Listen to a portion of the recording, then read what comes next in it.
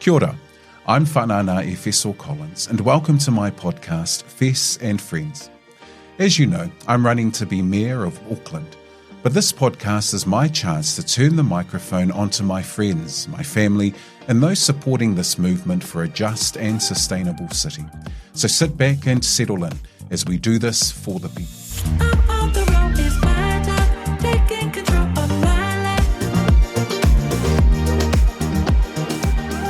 Today I'm joined by Arena Williams, who's the local MP for Manurewa. She's also a lawyer who lives in Manurewa with her husband and 2 young children. Now, I understand you grew up in South Auckland before working in corporate law, and like me, you were also involved in student politics, so that makes you really cool. So to start off, why don't tell our listeners today a little bit more about yourself and what got you into politics? Yeah, thank you, Efeso, and thank you for having me. I grew up in Papakura, so I'm a South Aucklander. My mum was a local GP. She's been a South Auckland doctor for longer than I've been alive, and she's looked after some Papakura and Manurewa families for 6 generations now. My dad was a local councillor in Papakura under George Hawkins when he was the mayor, and so I got to grow up in this big, sprawling South Auckland household with whānau coming and going, Sunday afternoons spent sitting up on the counter talking to people about things that were going on in their lives, things that they wanted my dad to advocate for or my mum to help them with, whether it was their health or whatever was going on for them at the time. And I had all these aunties and uncles who I knew in the community. It was a beautiful part of growing up in this closed-off street in Papakura, and then we moved to Takanini, and we knew our neighbours and we knew people around us, and it gave me a real sense of the community and how powerful that can be, and wanting to do the same work that my mum and dad got so much joy out of. We'd always been a Labour family as well. I have really early memories of going along to Labour Party conferences and going to the Otara market and selling the raffle tickets for the meat raffle. I went to my first Labour Party conference when I was 13. And that was really sort of when I started to get involved, was when I was 15, and I saw the Clark government at the time making decisions around the foreshore and seabed, which I found really hard. I looked at this party that had always stood with my whānau and my whānau before that, my dad's grandparents who lived on the shores of the Ohiwa Harbour. They didn't speak a word of English, but they knew Michael Joseph Savage because they had extended the old age pension to my father and turned their life from a subsistence living into one where they could afford to send him to school. And so seeing this party that I knew was behind us doing something which was so wrong for us and didn't work for Māori all around the country really motivated me to get involved and to stand with those MPs who were staunch at the time. Nanaia Mahuta, she crossed the floor, she spoke out. She said that this wasn't going to work for the people who she represented and she wanted change, but she still worked inside the tent to try and make that progressive change. And so I got involved in South Auckland. I delivered pamphlets and called people on the phone. I became a youth representative of an LEC. It's all a bit boring, but it was how I got involved, and I started to meet people who cared about the same things I did, and the rest is history of getting involved in student politics like you did. Yeah. Just listening to you, I can pick up almost an energy about being involved and being around people. Do you think that's what drives a lot of what you do today, in that you seem to enjoy being around people and wanting to understand what their big issues are? I love that. I love the part of my job and of our job. As a counsellor, you get to do this too, where we spend time in our community, whether it's over the doorsteps because you've been door knocking, or in a clinic where you get to talk to people who've come to see you about something which is really important in their lives. Talking to people about what they're passionate about and what they want to change and what they want for their community and just their neighbours is so special. You get this window into their world and what motivates them that I don't think anybody else sees. I mean, a lot of the other jobs that I've had in my life of being a lawyer, or before that I was a probation officer, those were jobs where I was seeing people sometimes at the hardest parts of their lives, where they'd done something which was going to define the next 10 years of their life. But in this job, I get to help people make their dreams something real, and not just for themselves, but for everyone around them. Yeah, that's awesome. You got 2 young children. When you think about them and your role as a local MP, someone who's involved in the community, what do you think you're preparing the way for when it comes to the kids and perhaps their friends either at school or ECE? Yeah, well, that's the mission, right? It's making a Manurewa and a South Auckland, which they will be proud of in the same way that I'm proud of it, because I got to grow up in this community where people knew each other and cared for each other, and there was a sense of whanaungatanga and manaakitanga. And I think a lot of people, when they hear Manurewa, when they hear South Auckland, that's not what they think of. But I want my kids to grow up in a community where they're proud of the place, where they know where it's going, and they have a plan to buy a house there and to be able to get a job there and to be able to raise their family there. Yeah, keeping it kind of with young people a little bit. And you're looking pretty young yourself. You must hit that 22-year-old mark. So well done. I'm trying really hard to scratch onto that part. But I know I've missed out by years now. One of the things that we often talk about is the importance of voting. You're in central government politics, but we know that a lot of young people don't vote. There's sectors of our community that don't vote. What would be your message to people to say this is why it's so important to vote? It's a really hard conversation to have with people, especially over the doorsteps. I was telling you before that I've just come from door knocking with my Efeso t-shirt on. But, you see people over the doorsteps and they're right in the middle of their day, in the middle of their lives, and they've got, the kids home from school holidays, they've had a bit of a cold, they've got something cooking, and their mum's coming around in 5 minutes, so they're waiting for her. Yeah. And in the middle of those busy days, how to have that conversation around voting, how to have that conversation around what are the issues which you want to change. I think it comes down to, for me, that everything is political and everything is local. Those big issues like climate change and the cost of living, those things are people noticing that it's just been raining so much more and that Auckland has been flooding in so many areas where there has never been flooding before. The streams like our Puhanui stream, which really desperately need more investment around cleaning it up, are now flooding and bursting the banks because, the waterways are crowded.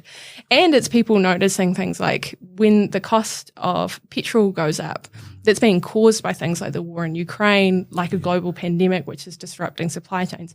All of that is political, but it comes down to how much money people have in the pocket at the end of the week or what their local environment looks like and feels like.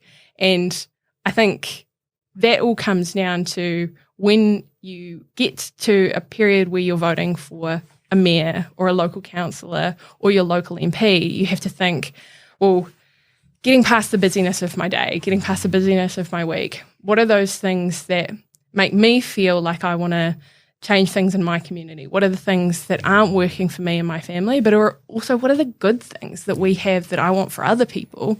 And being able to connect those things to a person with a bit of a plan is what I want to help people to do and what I think we all have to help people to do. And that period of voting isn't just when you make those political decisions, it's all of the time. Because every single person, whether you're that mum who I saw with the sick kid waiting for her mum, or whether it was the guy on the street who wasn't in his house but he was walking home with a six-pack of beer, it's whoever you are in the community, you've got these things going on in your life which are intensely political, and you deserve someone who understands what's going on for you and how to make your life better and how to make your community better. Yeah, you've touched on some really important issues there, and I want to, because even though you're a central government politician, you've touched on a whole lot of local issues as well, which is kind of where local government sits. And sometimes I wonder if people have not such a clear understanding of what's local and what's the value of local government. Are there any other examples that come to mind for you of why local government elections are going to be important this time around?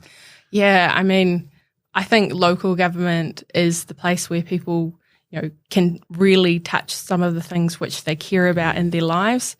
Just things like transport. When we talk about transport, that sounds like a really big idea. But that is, how long do I have with my time with the kids in the evening after work before they go to bed? It could be the difference between having 2 hours with them or having 3 hours with them. And that hour over a week, over a month, over your lifetime, that's a whole different kind of relationship between a parent and a child. So when we talk about public transport, local government makes huge decisions about who gets the buses close to their houses, about where the routes are and what kind of modes of transport we have available to us, whether you can cycle to work or whether there's nothing there for you in the first place. And while central government makes a lot of the decisions about how to fund those bigger projects and, the long-scale infrastructure projects, those things that actually affect how long you get to spend with your 5-year-old now or your 7-year-old in 2 years, those are all up to the mayor and the councillors. And it's so important to have someone with a vision about making our city accessible to real people who live in it and who also experiences what's going on in some of those suburbs which haven't had access to transport routes. I think another example for me which I'm really passionate about is the number of alcohol shops which are around South Auckland.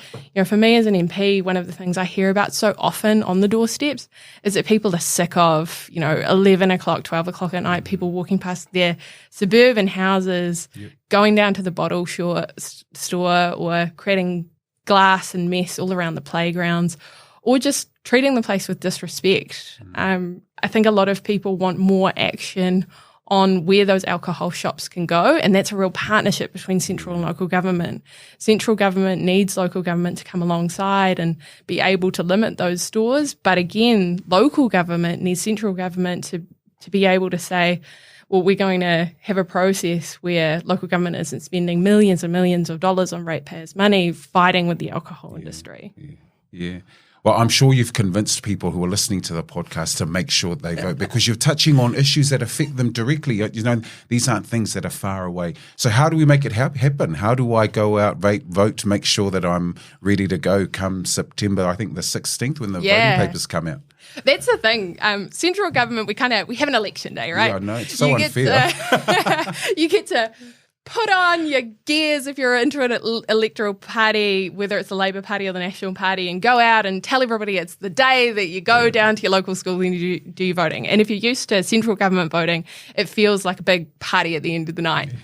That's not the case for local government, right? From the 16th of September right through to the 8th of October, there's this big, long voting period where people will receive their papers in their letterbox. So you've got to watch out for a little letter. You open it up and it's got a booklet of candidates and you go through that and you're like, gosh, who are all these people? And then you've got to make up your mind. So do it before then. Absolutely. Get online, get on social media, learn about the people who want to represent you.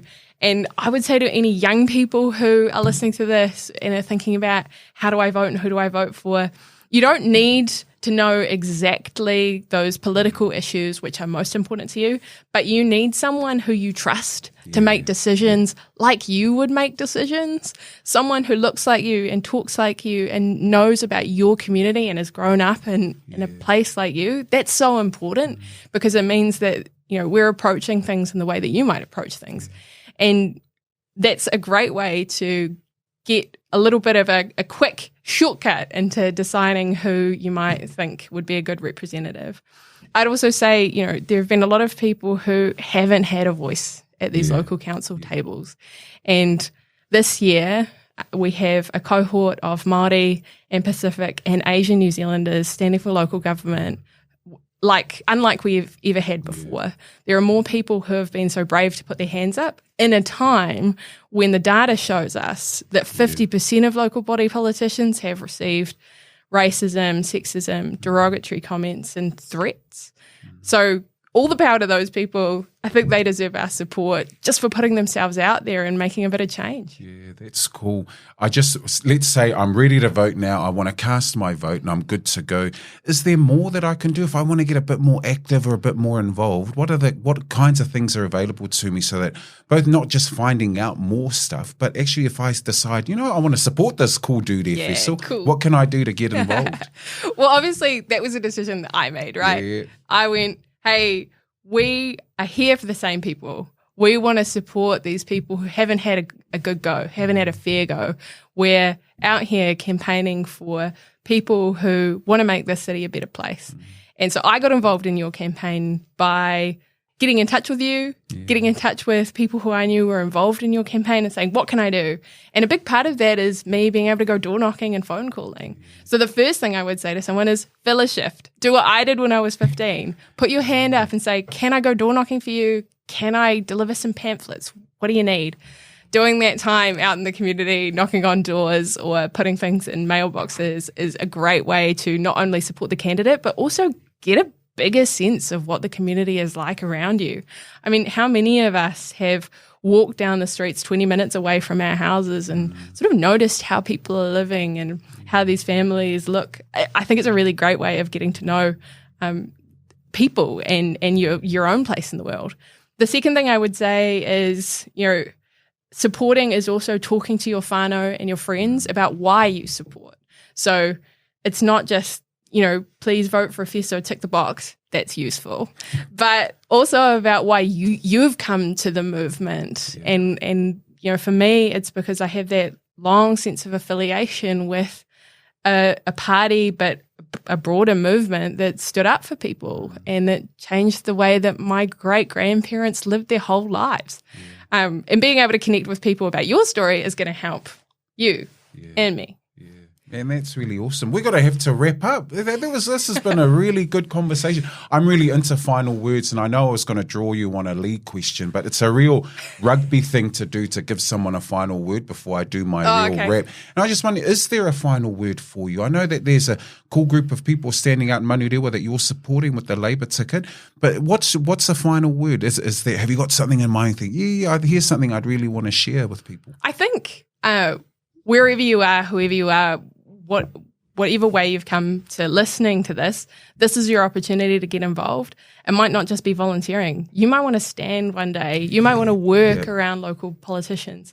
There are pathways into this place for everyone. And I didn't know that when I was a teenager. I'm sure you didn't know that when you were a teenager. We got these funny breaks in student politics because that was available to us then. It's not available now.